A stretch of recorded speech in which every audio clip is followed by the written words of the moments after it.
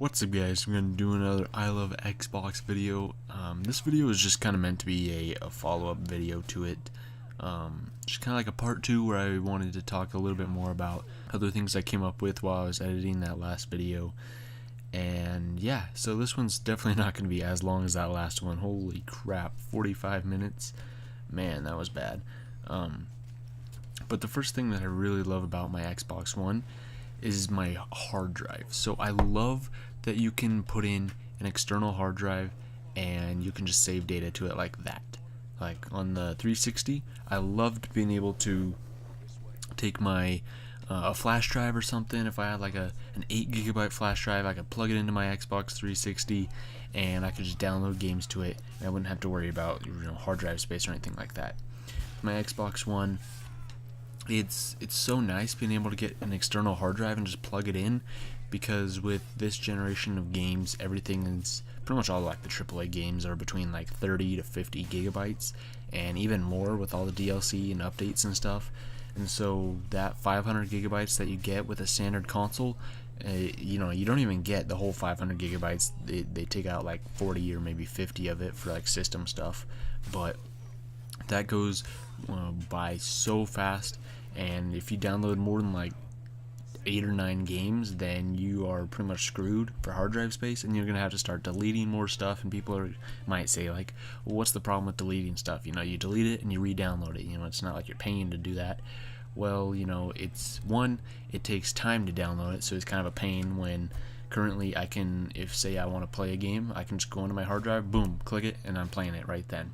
Whereas if I'm like, I kind of want to play Call of Duty Advanced Warfare, I kind of want to play Assassin's Creed Syndicate, well then I have to go to my ready to install section, or I have to find it in the store page of whatever console it is, and then I have to start downloading it again, wait for the download to finish, and then I can play. And usually by the time that happens, I'm out of the mood. I'm like, I don't really want to play that game anymore.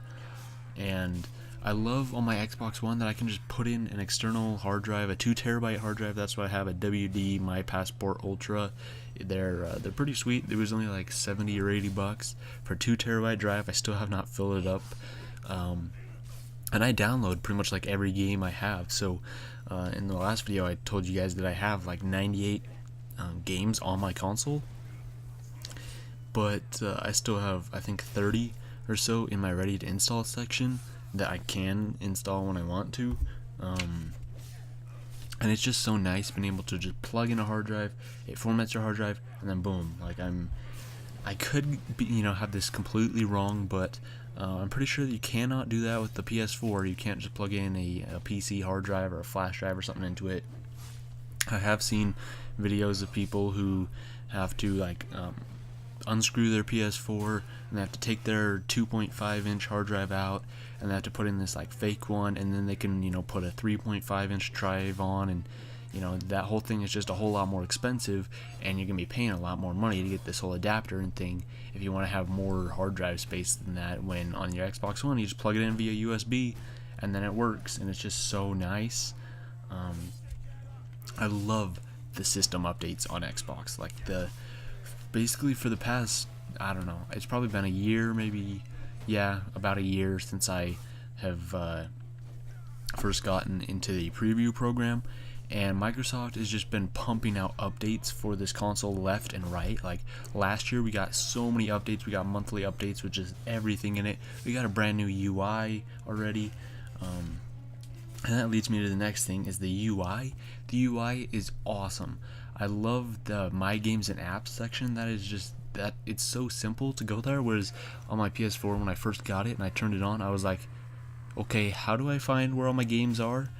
And then I was like, okay, I started the download for this thing, where do I go to find out? And you have to go into like your notifications, preferences, and go to your like downloads, and then right underneath is your uploads, and it's just this whole screwy system.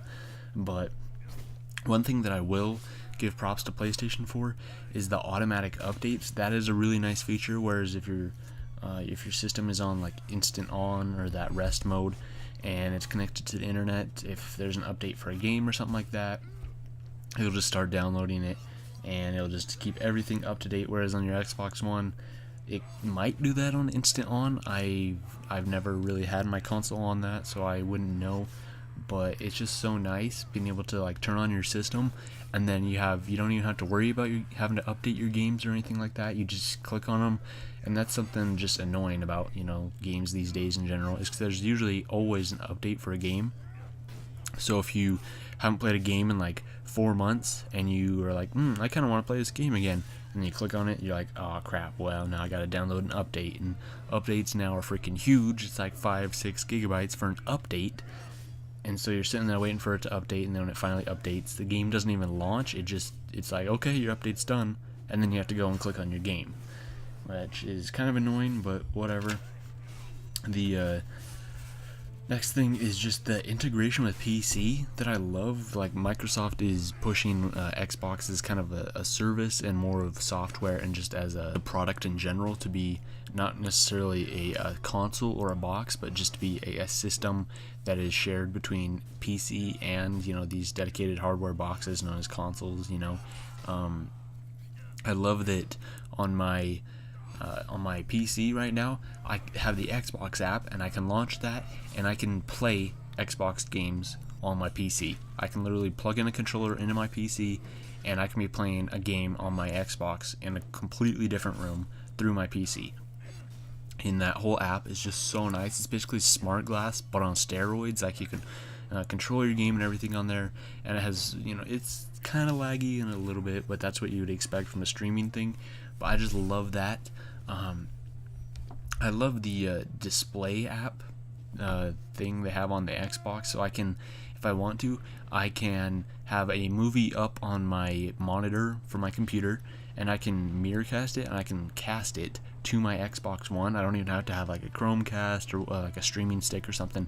I can stream it, my PC, even my desktop, to my Xbox One. And since I have my Xbox One monitor right next to my PCs, I essentially have dual displays, and it's just, it's so nice. That way I can basically, I don't even have to worry about HDMI plugging in or anything like that. It's like I can have one screen for editing a video and one screen for watching a video, and just being able to stream everything and having everything basically connected is so nice.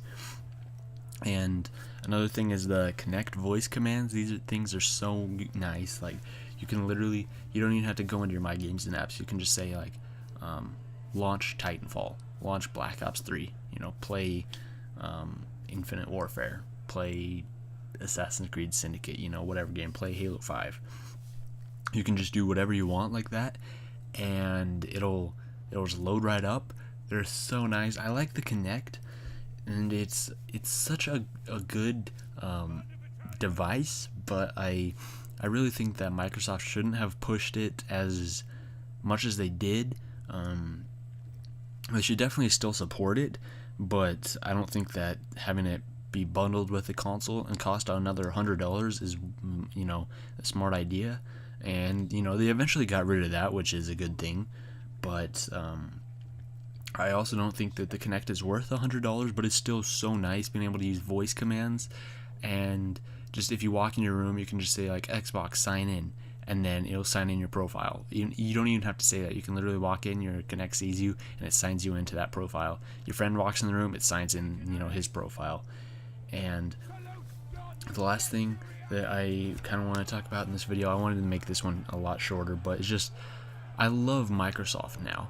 I love having Microsoft and Xbox be in second place in this whole the quote-unquote console war, and I am perfectly fine with Microsoft losing in this. So this is kind of the way capitalism works, is that one company comes in and starts dominating the market, and so that pushes for better competition and more competition, so that way another company comes in and tries to take their business. But in order to do that, they're either gonna have to drop prices or provide a better product. And so it basically just means that the manufacturers and the companies are fighting for your dollar, and they're fighting to make a better experience for you, and fighting to give you a better product in the end.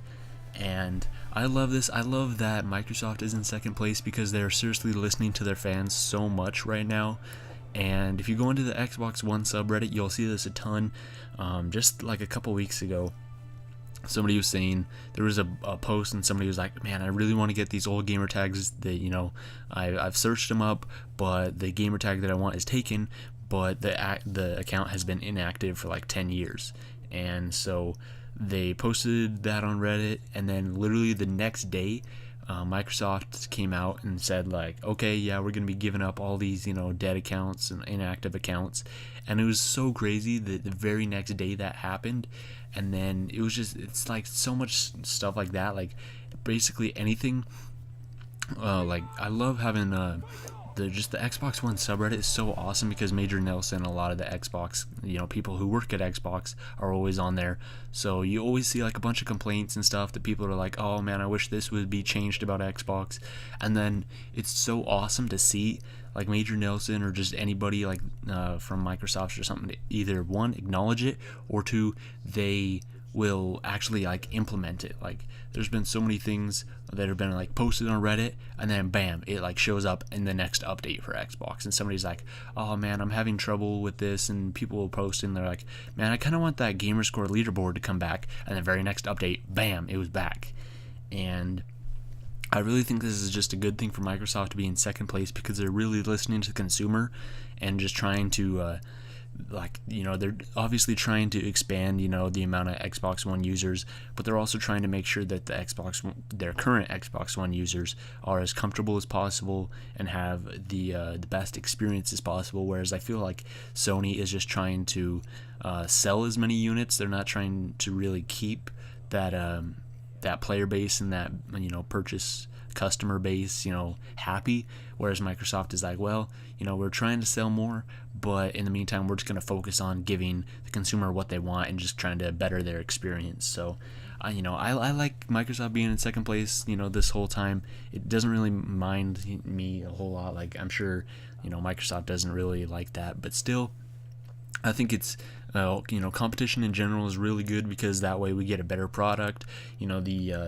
If it wasn't for the PlayStation 4 being $100 cheaper, we wouldn't have gotten a cheaper Xbox One. Microsoft saw that the PS4 was cheaper, so that way they ditched the Kinect, and so it made it at the same price. It dropped the price for us. And then Microsoft was like, oh crap, well, we need another edge over Sony, so they dropped the price again, another $50. And then they're like, oh crap, people, we still want more people to buy our system. We're going to bundle like 4 or 5 games into our each console now.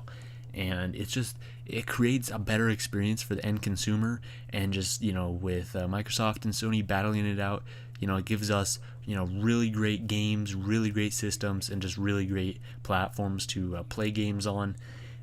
And I love my Xbox One. I love playing on it, and I'll see you guys in the next video.